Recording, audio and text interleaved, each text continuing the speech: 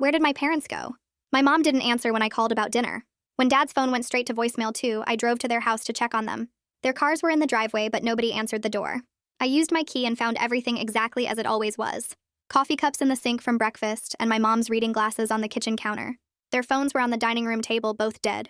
My chest tightened with the wrongness of it all. Their bedroom looked normal with the bed made and clothes in the closet. Nothing was missing that I could tell. Their suitcases were in the basement and their passports were in the drawer where they always kept them. My dad's wallet was on his dresser with all his cards and $300 cash inside. Nobody leaves their wallet unless something terrible happened to them. I called the police and they sent someone over who walked through the house and said there were no signs of forced entry or struggle. He said adults are allowed to leave without telling anyone. When I explained that my parents would never just vanish, he shrugged and said to call back if they didn't return in 48 hours. I wanted to scream at him that something was obviously wrong. My mom was supposed to work that day, and when I called her office, they said she hadn't shown up or called in sick. My dad's construction site said the same thing. Neither of them had ever missed work without notice in their entire careers. The fear was making it hard to breathe. I went through their computers and found nothing unusual. No strange emails or messages. Their social media hadn't been touched in days. The last text my mom sent was to me 3 days earlier about a recipe she wanted to try. Everything in their digital life just stopped at the same moment. The neighbors hadn't seen anything unusual. My parents' best friends hadn't heard from them. Nobody at their gym or church or book club knew anything. It was like they'd just evaporated in the middle of their normal routine without telling a single person. After 48 hours, the police took a missing persons report, but said there was no evidence of foul play. They suggested my parents might have needed a break from their lives. When I told them my parents had been happily married for 30 years and loved their jobs, they said you never really know what's going on. I wanted to throw something at the detective's dismissive face. I found their cell phone bill and checked the last calls. Nothing unusual except for one number I didn't recognize from the night before they disappeared. When I called it, I got a disconnected message. The phone company said the number had never existed in their system, which made no sense because it was right there on the bill. My hands were shaking as I hung up. Their bank accounts hadn't been touched. No credit card activity. Their medications were still in the bathroom cabinet, including my dad's heart pills that he needed daily. The refrigerator was full of fresh groceries with receipts from 2 days before they vanished. They'd bought ingredients for a week. I stayed at their house hoping they'd come back. Every time a car drove by, I ran to the window. After a week, I went back to work in my own apartment, but I stopped by every day. The police detective assigned to the case said he'd seen situations like this before, where people just decided to start over. I told him my parents would never abandon me without a word. He said trauma could make people do unexpected things. But when I asked what trauma, he just shrugged and closed the file. 3 weeks passed with nothing. I hired a private investigator who found no trail. He said it was like they'd been professionally disappeared, but without any of the usual reasons. They had no debts or enemies or secrets he could find. Just a normal couple who'd vanished from their normal life. Then I noticed something odd in their house. A photo album I'd looked through 100 times as a kid was missing several pictures from summer 1999 when I was 2. The empty spaces were obvious with the little corner holders still there. My mom would never have removed photos from her albums, and my skin crawled wondering who had. I found their safety deposit box key and went to the bank. Inside were documents I'd never seen before, including adoption papers with my name on them. But the adoption agency listed didn't exist when I searched for it. The address was a parking lot that had been there for 30 years according to city records. Everything I thought I knew about myself was crumbling. The birth date on my adoption certificate was different from the one I'd always celebrated by 3 months. When I called the hospital where I was supposedly born, they had no record of me under either date. The Social Security office said my number was issued when I was 5, not as a baby like it should have been. None of this made any sense, and I felt like I was losing my mind. I was going through their closet again looking for anything I'd missed when I found a business card tucked into a jacket pocket. It was completely blank except for a phone number. When I called it, a woman answered and said, "We've been waiting for you to find this number." I asked who she was, and she said she knew where my parents were. But first I needed to understand something. She said, "The people you call your parents aren't who you think they are, and neither are you." Requested Reds is on Spotify now. Check out link in the description or comments. My hands dropped the phone and I stood there in my parents' kitchen, unable to move or think clearly. The woman hung up before I could ask anything else, and the dial tone buzzed in my ear for several seconds before I remembered to breathe. I called Gilbert immediately and told him what just happened, my words tumbling out so fast I had to repeat myself twice. He said he'd be there in 20 minutes and told me not to call that number again until we figured out who we were dealing with. I paced through the house, touching familiar objects that suddenly felt like props in a staged life. The coffee cups in the sink and the reading glasses on the counter and even the family photos on the walls looked different now, like evidence of an elaborate lie instead of memories. Gilbert arrived with a recording device and a notepad, and we sat at the kitchen table planning exactly what to say when I called Adeline back. He wrote out questions in careful order, starting with proof of life and moving towards specifics about the adoption and my parents' disappearance. We practiced the conversation 3 times until I could keep my voice steady, even when asking about my own fabricated identity. Gilbert set up his recording equipment and checked the levels twice before nodding at me to make the call. I dialed the number with shaking fingers and Adeline answered on the first ring like she'd been sitting there waiting. Her voice sounded exhausted rather than threatening, and I could hear traffic noise in the background like she was calling from outside somewhere. I told her I needed proof my parents were alive before I'd discuss anything else, and there was a long pause filled with distant car sounds. She said she'd see what she could arrange, but it might take time because the people involved were very careful about communication. I asked what people and why all the secrecy, and she said my parents' safety depended on everyone following certain rules. I pressed her about what rules and why my parents needed protecting, and she explained that the adoption network they used in 1999 was looked at by investigators, and anyone connected to it was potentially at risk. My stomach clenched as I realized she was talking about my adoption specifically, and that whatever my parents had done to get me was serious enough that people were still investigating it 25 years later. Adeline's voice got quieter as she told me the agency that processed my adoption was actually a front for gray market placements. She said they matched babies from desperate situations with parents willing to pay and not ask too many questions about where the children came from. I felt like someone had punched me in the chest as I understood that my parents had essentially bought me from people who were trafficking children. Everything about my origin story was manufactured to hide illegal activity, and I didn't even know who I really was, or where I'd actually come from. My birth certificate was fake, and my birthday was fake, and probably even my original name was something different that nobody remembered anymore.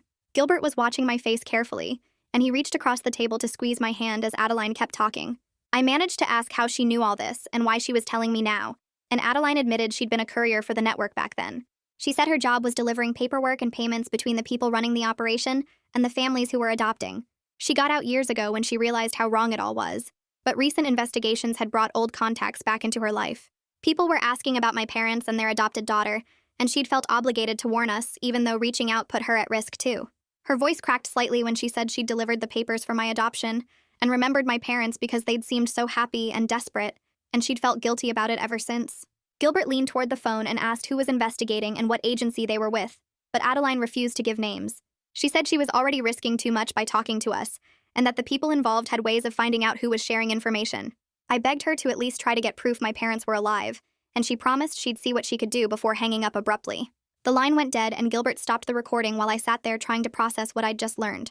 My parents had knowingly participated in illegal adoption, and then built my entire identity on lies, and I didn't know how to reconcile that with the loving family I thought I'd grown up in. Gilbert looked at my face and reminded me that people do desperate things when they want children badly enough. He said my parents had clearly loved me regardless of how I came into their lives, and that their choice to disappear was probably about protecting me from whatever consequences might come from the investigation. I wanted to believe him, but I felt betrayed and angry and confused about who I was supposed to be now that I knew the truth. We sat in silence for several minutes before Gilbert suggested we go through my parents' financial records to see if we could find evidence of the payments Adeline mentioned. He said documentation would help us understand what really happened, and might give us leverage to get more information from the authorities. Over the next week, I went through every financial document in my parents' house, looking for large unexplained withdrawals or payments from 1999. I found old checkbook registers and bank statements in boxes in the basement and spread them across the dining room table in chronological order. My father's construction business account showed several cashier's checks made out to cash totaling nearly $40,000 in the months before my supposed adoption. The amounts were large enough to notice, but spread out enough that they wouldn't trigger automatic bank reporting requirements. I photographed each statement and register entry and created a timeline matching the payments to the dates on my fake adoption certificate. The paper trail was clear and damning, and I felt sick looking at the evidence that my parents had paid that much money for me. Gilbert took the information and used a contact at the bank to get copies of the actual cashier's check transaction records, even though the branch that issued them had closed in 2003. The checks were purchased on specific dates that lined up perfectly with the timeline on my adoption certificate, creating an undeniable connection between the payments and my placement. We had proof that money changed hands, and that my parents had participated knowingly in whatever illegal operation Family Connection Services was running. Gilbert organized everything into a folder with tabs and summaries and said it was time to take this evidence back to Detective McCormick and demand he take the case seriously. I made an appointment at the police station and brought the folder of financial evidence, hoping it would finally change McCormick's mind about investigating. He looked through the documents carefully, and I watched his expression for any sign that he understood the significance of what we'd found. But when he finished reading, he just shrugged and said, "Financial transactions from 25 years ago didn't prove my parents were in danger now." He suggested I was building a wild theory out of normal adoption expenses and my own worry about their disappearance. I wanted to scream at him that $40,000 in cash payments wasn't normal and that the adoption agency didn't even exist, but he'd already made up his mind that this wasn't worth his time. Gilbert and I left the police station, and I was so frustrated I could barely speak. He told me we needed to find other victims or witnesses from the same adoption network to establish a pattern of fraud. He said if we could prove this was organized criminal activity affecting multiple families, then law enforcement would have to take it seriously, regardless of McCormick's personal opinion. We sat in his car outside the station and started planning how to search for other people who might have used family connection services for adoptions around the same time I was placed. Gilbert said there had to be records somewhere, and other families who were dealing with the same questions I was, and that finding them was our best chance at getting real answers about what happened to my parents and who I really was. I went home that night and opened my laptop and started searching for anything about gray market adoptions in our state during the late 1990s. The results were buried under pages of legitimate adoption resources, but I kept digging and finally found a series of news articles from 2001 about investigations that had gone nowhere. One article mentioned a nonprofit called Family Connection Services that was shut down for financial irregularities, and my hands froze on the keyboard when I saw the address listed. It was the exact same parking lot address from my adoption papers. I took screenshots of everything and sent them to Gilbert, and he called me back within minutes and said this was the break we needed. He told me he knew a journalist who had covered adoption fraud cases back then, and that he'd reach out to see if she remembered anything about Family Connection Services. I barely slept that night because my mind kept spinning through all the possibilities of what my parents had been involved in. The next morning, Gilbert called and said the journalist's name was Isolde West, and that she'd agreed to meet with us at a coffee shop downtown that afternoon. I got there early and sat at a corner table watching the door, and when Gilbert arrived, he had a woman with him carrying thick folders under her arm. Isolde looked to be in her 50s with graying hair and sharp eyes that took in everything about me before she even sat down. She spread the folders across the table and told us Family Connection Services was suspected of facilitating illegal placements, but the investigation collapsed when key witnesses disappeared or recanted their statements. Her fingers traced over old notes and newspaper clippings as she explained how the nonprofit had connections to family court judges and social workers, who would expedite paperwork and seal records to hide where the children actually came from. She said at least 30 families were involved, but most refused to cooperate with investigators because they feared losing their children or facing criminal charges themselves. I asked if she remembered any names from her investigation, and she flipped through her notes slowly, and then showed me a list of people connected to Family Connection Services. My father's name wasn't on the list, but I recognized the name of his former construction company as a donor to the nonprofit, and my stomach dropped. Gilbert leaned forward and asked Isolde what happened to the investigation, and she said it just died when the key witnesses stopped talking, and the nonprofit dissolved. We spent 3 hours at that coffee shop while Isolde walked us through everything she'd learned 20 years ago, and I could tell she was excited to revisit a case that never got proper closure. She offered to help us investigate if we were willing to share information, and potentially go public with whatever we found, and Gilbert and I agreed immediately without even looking at each other. Isolde packed up her folders and gave us her contact information, and told us to call her anytime, and that she still had sources who might be willing to talk now that enough time had passed. I drove home feeling like we finally had a real lead, and someone who understood what we were dealing with. That evening I was making dinner when my phone rang from an unknown number, and I almost didn't answer, but something made me pick up. My mother's voice said my name and then told me she loved me, and the line went dead before I could say anything back. I started crying and shaking, and I called back immediately, but got a message saying the number was disconnected, just like the impossible number from their phone bill. I called Gilbert and he came over right away, and I played the voicemail for him over and over while he listened carefully. He said my mother sounded strained and like she was reading from a script, and that this was proof of life, but also suggested my parents were being controlled or monitored.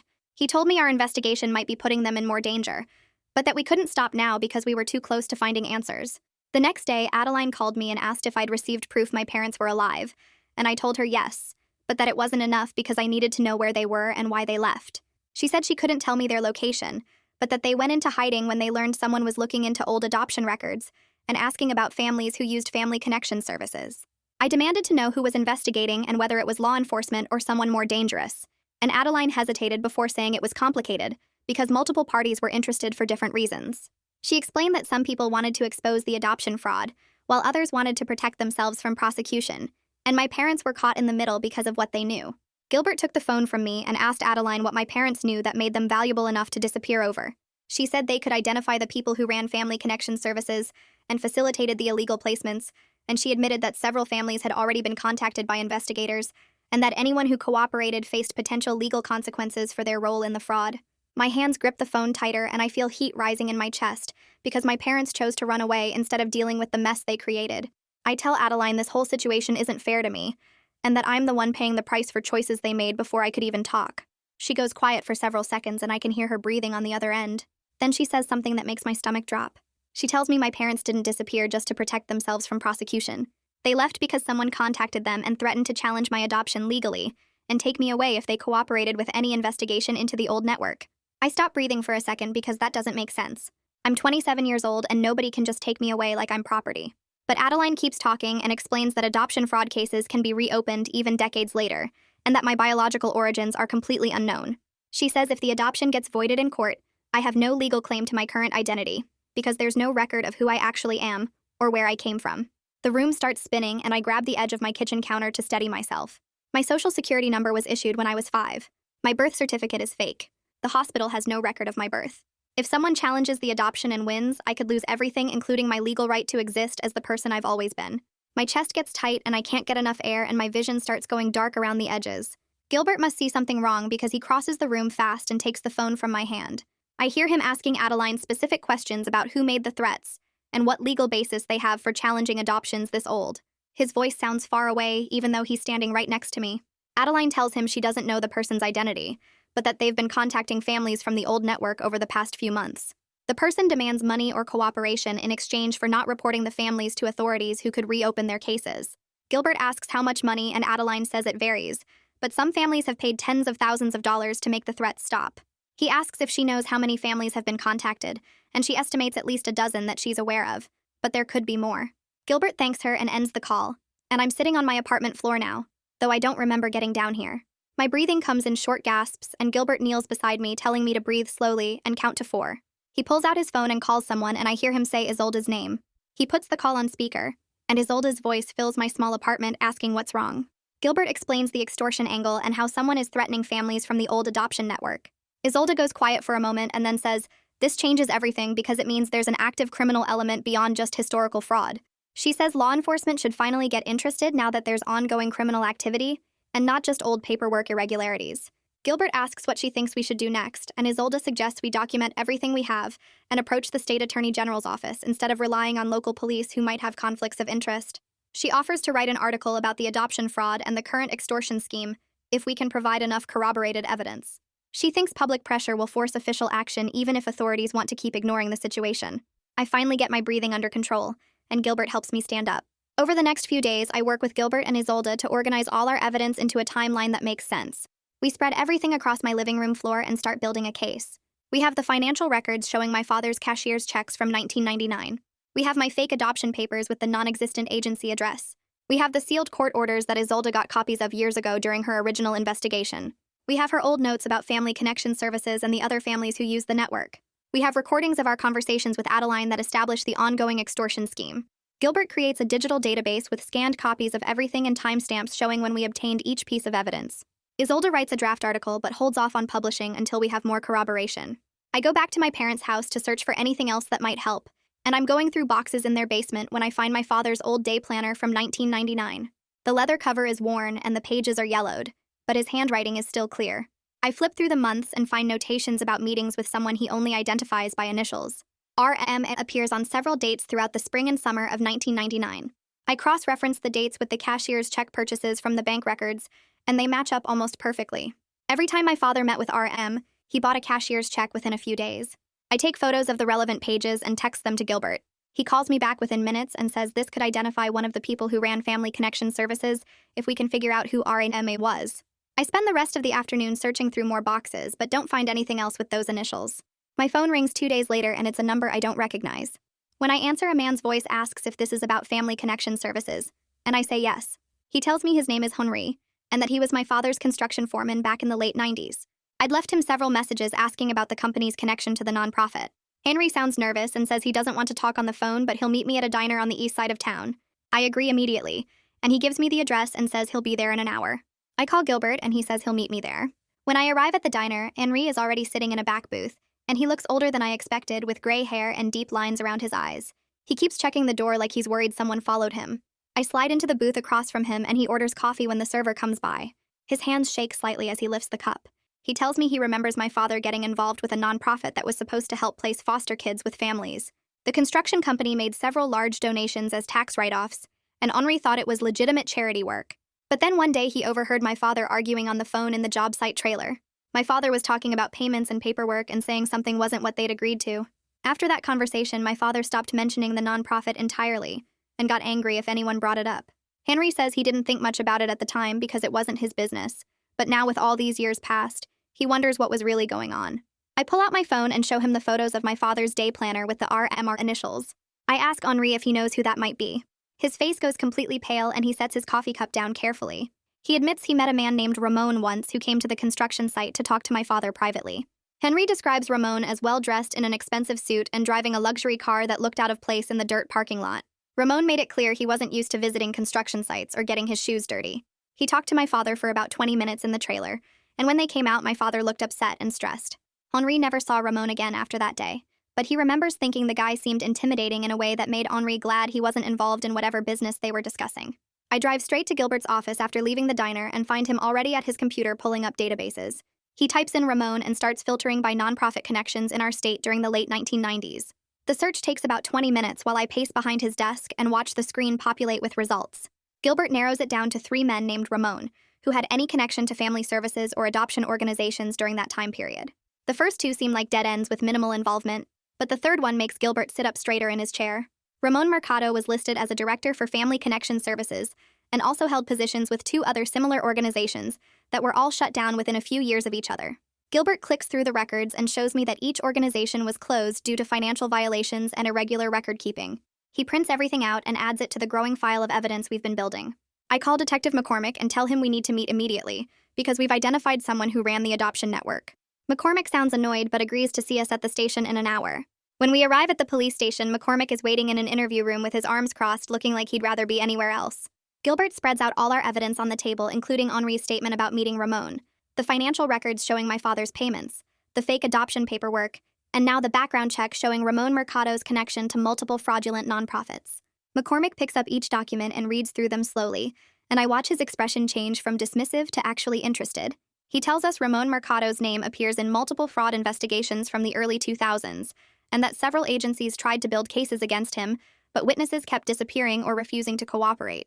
McCormick admits the case is bigger than he initially thought, and says he'll request the sealed court files related to adoptions processed through Family Connection Services. He warns us this could take weeks because the files are old, and the court moves slowly on these requests. Gilbert asks if there's any way to speed up the process, and McCormick says no, that we just have to wait for the legal system to do its job. I feel frustrated, but at least McCormick is finally taking this seriously, instead of acting like my parents just decided to take a vacation. 2 weeks pass, and I barely sleep during that entire time. Every night, I lie awake thinking about my parents and wondering if someone will hurt them before we can expose the truth about the adoption network. I go to work, but I can't focus, and my boss asks if everything is okay because I keep making mistakes on simple tasks. Adeline calls me twice during those 2 weeks, and both times she sounds nervous. The first time she warns me that people are getting anxious about our investigation, and that I should be careful about who I trust. I ask her what people, and she says she can't give names, but that word is spreading that someone is digging into the old Family Connection Services cases. The second time she calls, she tells me to watch my back because she heard someone asking questions about me at a place where former network employees used to meet. I ask her if my parents are still safe, and she says as far as she knows they haven't been found, but that the situation is getting more dangerous as more people learn about the investigation. After each call, I feel sick with worry, and Gilbert tells me we're doing the right thing, but that doesn't make the waiting any easier. The court finally releases some of the sealed files, and McCormick calls me to come to the station to review them. When I arrive, he has boxes of documents spread across a conference table, and he looks tired like he's been reading through them for hours. The files show that over 40 adoptions were processed through Family Connection Services between 1998 and 2001, with irregular documentation and expedited approvals. McCormick points to my adoption file, and I see all the red flags that should have stopped the placement. The birth mother's information is obviously fake with an address that doesn't exist, and a signature that looks forged. My medical records from before the adoption are completely missing. The home study that was supposed to evaluate my parents as suitable adoptive parents is only 2 pages long when it should have been much more detailed. Every single document has problems, but they were all approved anyway. McCormick shows me the judge's signature on the final approval, and the name makes my stomach drop. Judge Patricia Keating signed off on my adoption, and on at least 15 other cases in these files, despite all the obvious problems with the paperwork. Gilbert takes photos of every document with the judge's signature, and then starts searching for information about Patricia Keating as soon as we leave the police station. He finds that she retired in 2002 right after Family Connection Services was shut down, and that she moved out of state shortly after her retirement. Gilbert tracks her through property records and voter registration, and discovers she's living in a retirement community in Arizona. He calls the community office and asks to speak with Patricia Keating, and when they transfer him, he puts on a friendly voice and tells her he's writing a book about family court history, and would love to interview her about her career. I listen on speaker as Judge Keating sounds pleased at first, and starts talking about her years on the bench. Gilbert asks general questions for a few minutes to keep her comfortable, and then casually mentions that he's particularly interested in her work with adoption cases and organizations like Family Connection Services. The line goes completely silent for several seconds, and then Judge Keating's voice changes from friendly to cold. She says she doesn't recall that organization, and that she handled hundreds of cases during her career. Gilbert presses gently and mentions Ramon Mercado's name and asks if she remembers working with him. Judge Keating immediately says she has to go and hangs up before Gilbert can ask anything else. He looks at me and says her reaction proves she knows exactly what we're investigating and that she's afraid of being exposed after all these years. A judge doesn't just hang up on someone writing a book unless they're trying to hide something. Gilbert says we now have evidence of judicial corruption connected to the adoption fraud, which makes this a much bigger case than just my parents disappearing. I call Isolda and tell her about Judge Keating's involvement, and she gets excited because this is the kind of evidence that could finally bring real consequences for the people who ran the adoption network. Isolda suggests we file a formal complaint with the State Attorney General's office, now that we have proof of judicial corruption and ongoing extortion connected to the old adoption network. She explains that the AG's office has the power to investigate across multiple jurisdictions and can bring charges that local police can't. Isolda tells me she's been working on her article about the case and that she's ready to publish as soon as we give her permission. She thinks public pressure from the article will force officials to act quickly instead of letting the investigation drag on for years. Gilbert agrees that we should file the complaint and let Isolda publish her article because we've gathered enough evidence to protect ourselves, and hopefully protect my parents too. We spend the rest of the afternoon at Isolda's office helping her fact-check every detail in her article and making sure we have documentation for every claim she's making. The next day, I meet with a lawyer named Opal Norton who specializes in adoption fraud and identity correction cases. Isolda recommended her and said she's helped other people who discovered their adoptions were illegal. Opal's office is small but organized with file cabinets full of case documents and a wall covered in certificates and awards. She sits across from me and reviews all our evidence carefully, taking notes and asking questions about specific details. After about an hour, she looks up and tells me that proving my adoption was fraudulent won't invalidate my legal identity as an adult. She explains that I've lived as this person for 27 years, and that the law recognizes my established identity regardless of how it was originally created. But she says I'll need to go through a process to correct my birth records and potentially establish my biological origins if I want complete legal clarity. Opal walks me through the steps, which involve petitioning the court, getting DNA testing, and possibly searching for my biological parents if I want to know where I really came from. Opal then addresses the threats that made my parents disappear, and she says the extortion is probably based on empty threats, rather than real legal power. She explains that challenging an adult adoption after 25 years would be extremely difficult legally, and that most judges wouldn't even consider it without extraordinary circumstances. She thinks whoever is threatening families from the old adoption network is counting on their fear and ignorance about the law, rather than having any actual ability to follow through. Opal says the threatener probably knows that scared parents won't consult lawyers and will just pay money or stay hidden to protect their children. She tells me this is common in fraud cases where the criminals continue to profit from their old crimes by exploiting the victim's ongoing fear. Hearing this makes me feel angry because it means my parents ran away based on threats that probably couldn't have been carried out anyway. I feel some relief knowing I won't lose my identity or be taken away from my life, but I'm still furious that my parents disappeared based on empty threats instead of trusting me with the truth. Opal sees my face and says she understands my anger, but that fear makes people act in ways that don't make sense when you look at them logically. She explains that my parents probably thought they were protecting me by running away and keeping me in the dark, even though their actions ended up causing more harm than the truth would have. Opal says this is a pattern she sees in a lot of fraud cases, where victims make bad decisions because they're operating from a place of panic instead of getting proper legal advice. She tells me that when we find my parents, I should try to remember that they acted out of love, even if their choices were wrong, and that rebuilding trust will take time, but is possible if everyone is willing to be honest going forward. I leave Opal's office feeling like I finally understand the legal reality of my situation, but the emotional reality of my parents' betrayal still sits heavy in my chest, and I don't know how long it will take before I can forgive them for choosing to abandon me, instead of facing this together.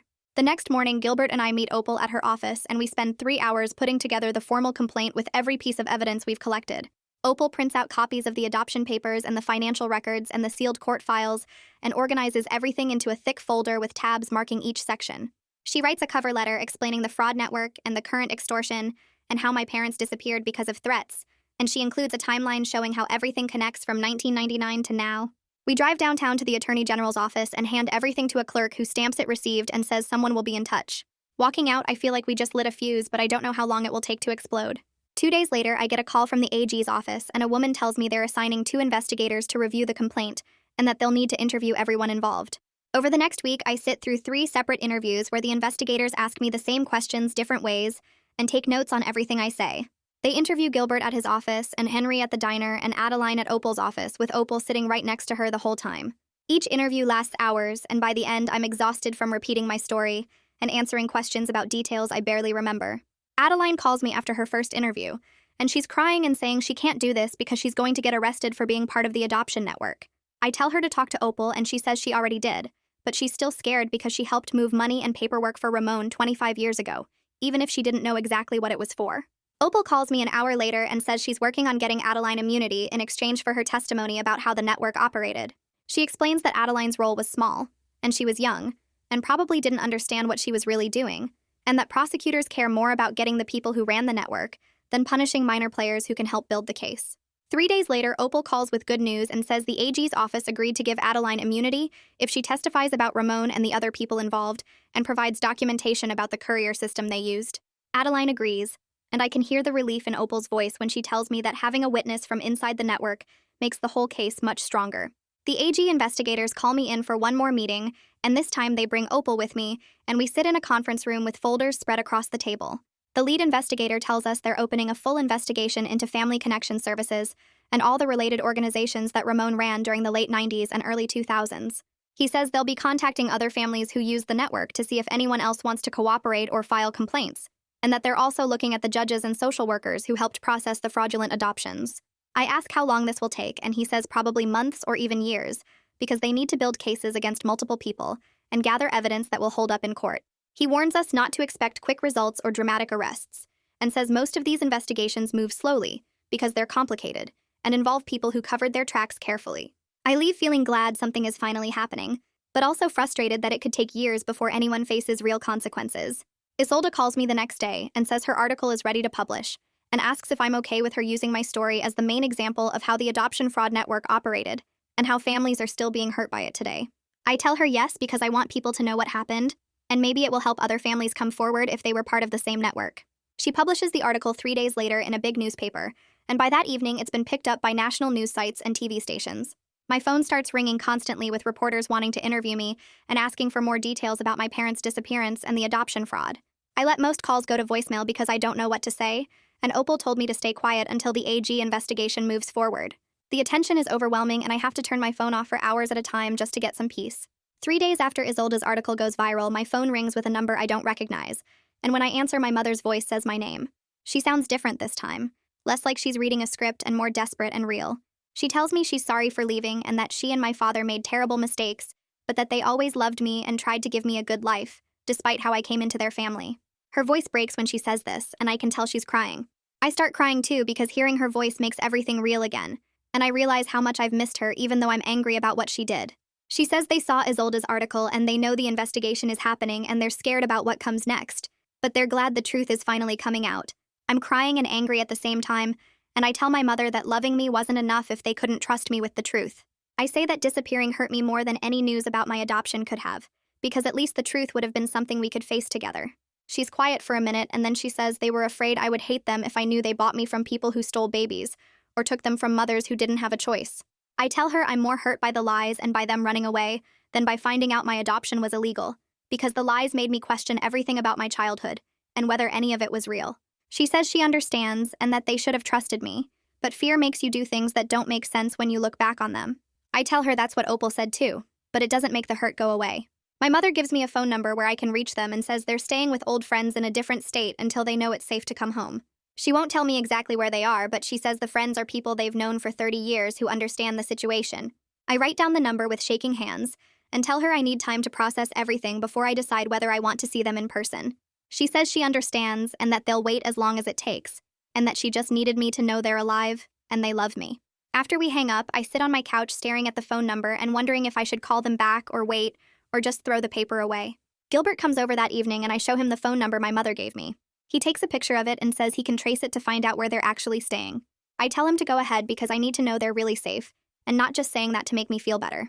He works on his laptop for an hour, running searches and making calls to contacts he has in different states, and finally he tells me the number traces to a small town in Oregon. He calls Detective McCormick and explains the situation, and McCormick agrees to contact the local police there to do a welfare check. 2 days later, McCormick calls me back and says the Oregon police confirmed my parents are alive and staying voluntarily with friends at a house outside of town. He says they talked to both my parents and verified they're not being held against their will or in any immediate danger, and that they told the police they left because of threats related to an old legal matter. The AG investigators call my parents directly after getting their contact information from McCormick. They interview my mother and father separately by phone, and both conversations last over 2 hours, according to what the investigators tell me later. My parents provide detailed information about Ramon and the other people who ran family connection services, including names and descriptions, and how the payment system worked. They admit they paid $40,000 for my adoption through a series of cashier's checks made out to cash, and that they knew the paperwork seemed irregular, but they were too desperate for a child to ask too many questions.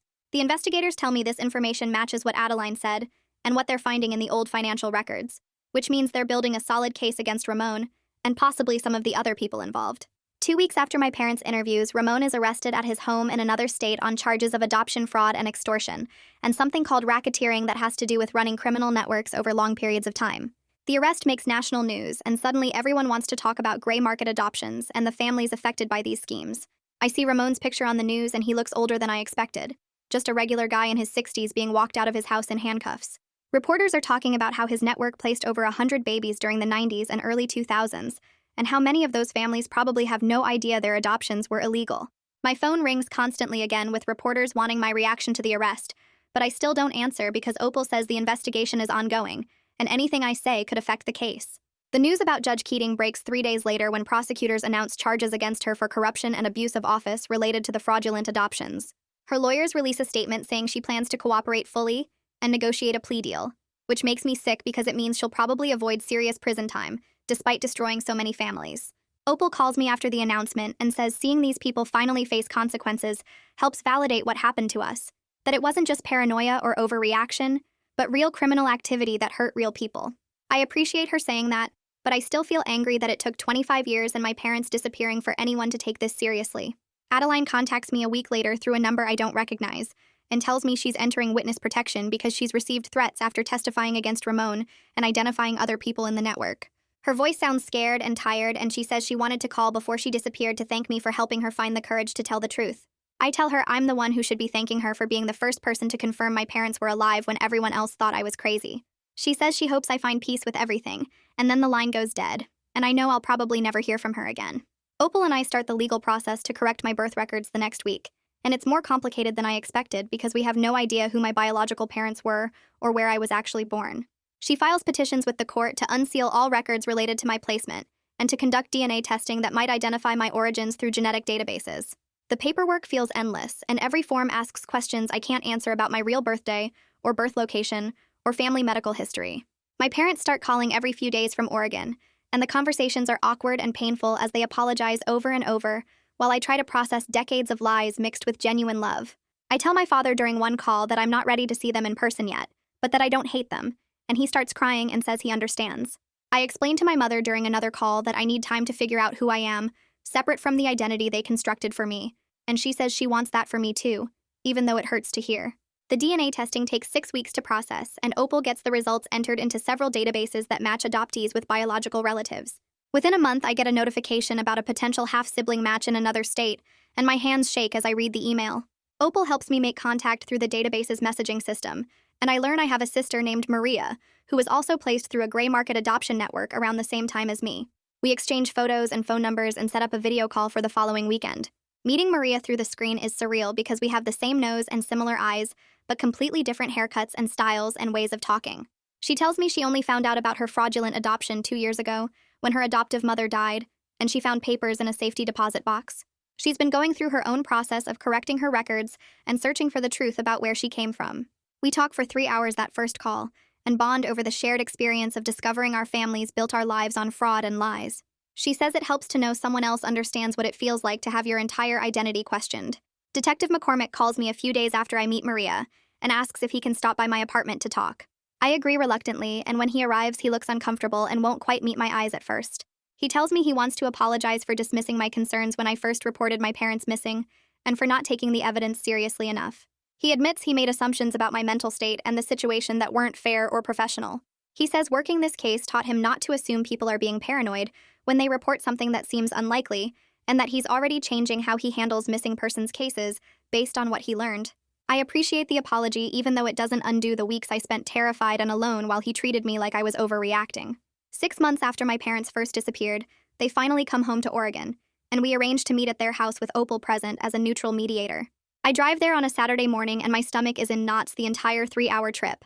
When I walk in the door, my mother starts crying immediately, and my father looks like he's aged 10 years. We sit in their living room and Opal facilitates the conversation as we talk through everything that happened. My parents explain how desperate they were to have a child after years of failed fertility treatments and miscarriages, and how Ramon presented the adoption as a legitimate if unconventional option. They described their gradual realization that they'd gotten involved in something illegal, but by then they loved me so much they felt trapped. My mother says they knew removing those photos from the album was wrong, but they panicked when they heard about the investigation. My father admits they should have trusted me with the truth instead of running, but the threat about challenging my adoption terrified them into thinking disappearing was the only way to protect me. I tell them I forgive them for the adoption fraud because they were victims of Ramon's scheme too, just like the biological parents who were coerced or deceived into giving up their babies. But I also tell them I'm still hurt by their decision to disappear, instead of trusting me with the truth about my origins. We all cry as we talk through the betrayal and the love and the fear that motivated everyone's choices. Opal suggests family therapy to work through everything and rebuild trust, and my parents agree immediately. My father promises they'll never lie to me again, no matter how difficult the truth might be, and my mother says she'll answer any questions I have about what she remembers from the adoption process. Opal successfully petitions the court 3 months later to correct my birth records and establish a legal identity that acknowledges the fraudulent adoption while protecting my rights as an adult. I receive new documents that list my birth date as unknown and my birth location as unknown, but confirm my legal existence and citizenship through other means. The Social Security office issues me a new card with my existing number, but updated documentation explaining the irregular circumstances. It feels like a strange compromise to have official papers that essentially say, I don't know where I came from, but Opal assures me this protects me legally while telling the truth about my situation. Maria calls me twice a week and we meet for coffee every Saturday morning at a place halfway between our apartments. We compare notes on our lawyers and the paperwork we're each filing to correct our records and establish our real identities. She's 3 months ahead of me in the process because she started earlier, so she walks me through what to expect when different agencies ask for documentation I don't have. We talk about our parents and how weird it feels to love people who lied about something so big, and she gets it in a way nobody else can because she's living the same strange reality. One Saturday, she brings up the idea of doing DNA testing to try to find our biological parents, and I feel my stomach tighten at the thought of more revelations and more strangers. We agree we're not ready yet, and that we need time to deal with everything we've already learned before adding more complicated family connections to sort through. Maria says our relationship as sisters matters regardless of what else we find out, and I realize she's become one of the most important people in my life, even though we only met 6 months ago. I drive to my parents' house on a Tuesday afternoon and let myself in with the key I've had since high school. My mother is in the kitchen making tea, and my father is reading the newspaper at the table, and the scene looks so normal it makes my chest hurt. I put the key on the counter and tell them I need to return it because I can't keep coming and going like nothing changed between us. My mother starts to cry and my father looks down at his newspaper, and I explain that I still love them, but I need limits while we figure out how to rebuild trust after everything that happened. Before I leave, I go to the living room and open the photo album where the 1999 pictures used to be. I carefully remove one of the small corner holders that used to attach a photo to the page and slip it into my pocket. My mother watches from the doorway and asks why I want it, and I tell her it's a reminder that truth matters more than comfortable lies, even when the truth is harder to live with. Life settles into a new routine over the following months with therapy appointments every Thursday and legal paperwork arriving in the mail every few weeks. Opal helps me work through the court system to get my corrected documents, and each new form feels like a small step toward owning my real identity, instead of the one that was created for me. Family dinners happen once a month at my parents' house, and they're awkward and sometimes painful, but we keep showing up because that's what rebuilding looks like. My parents answer my questions about the adoption when I ask them, and they don't try to justify what they did or make excuses about being desperate for a child. I'm learning to accept that some things about where I came from will never have answers, and that the mystery of my biological parents might stay a mystery forever. But I get to decide who I am now and what my life means, and that feels like enough. So there you have it, another heartwarming tale of a dementia patient stalking a toddler, because the system took forever to do anything about it. Nothing concerning here at all. Subscribe if you too enjoy stories that make you want to never leave your house again. So there you have it, another heartwarming tale of a dementia patient stalking a toddler because the system took forever to do anything about it. Nothing concerning here at all. Subscribe if you too enjoy stories that make you want to never leave your house again.